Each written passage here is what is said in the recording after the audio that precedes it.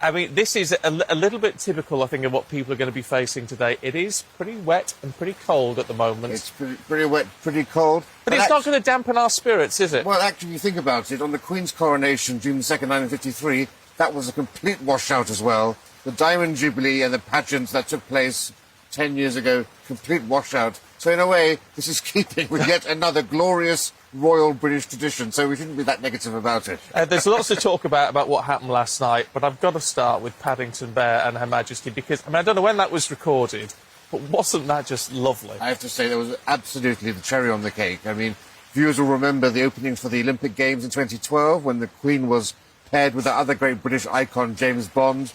And there's definitely elements of that here, pairing the Queen with another great British icon, Paddington Bear. And I have to say, the Queen put in an Oscar-worthy performance. Didn't she? Wasn't she amazing? I was really and so happy and engaged. I just thought it was a really fantastically good performance from Her Majesty. I just thought when she got her marmalade sandwich out of the bag, she had a twinkle in her eye, which I thought was just really lovely. And then, of course, after that, we had the opening by Queen, and Her Majesty and Paddington Bear were chiming in with the applause for We Will Rock You on their teacups and saucers. So, well, very well executed and put together. And as indeed was the whole event. I mean, you know, I think the Duke and Duchess of Cambridge put it perfectly in a tweet in 3 words. They just said, "What a show." And it really was a spectacular show. Against that great backdrop of Buckingham Palace, with a magnificent light display and drones there as well. Brian May opening in 2012. He'd been on top of the 2002 rather, on top of the palace, now in front of the Victoria Memorial.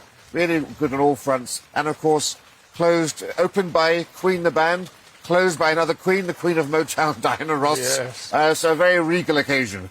Fabulous, wasn't it? Absolutely fabulous. So what have we got to look forward to today then? Well, apart from getting wet.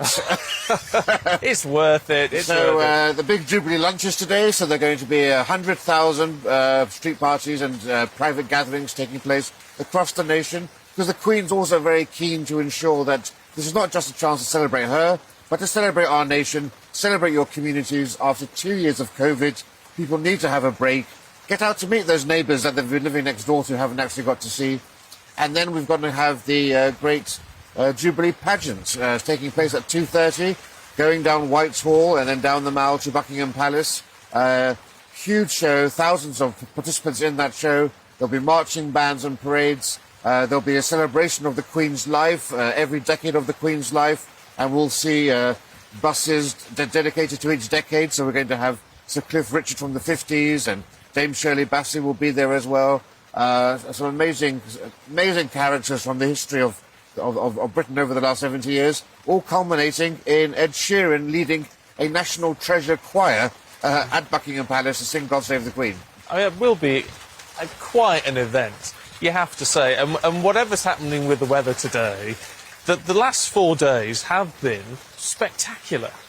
They've been spectacular, and they've also actually, I think, given a bit of a boost to the nation. You know, we need a bit. Times are tough. And I think this has been just what the nation needed. You could get that sense on the streets in London during trooping and elsewhere. And as I've seen with vox pops on the streets throughout the country, everyone's in a bit of a happier spirit. You know, when the Queen's coronation came, we were in a period of economic tightening, and that gave the nation a boost after rationing and so forth. And I think this is doing something similar.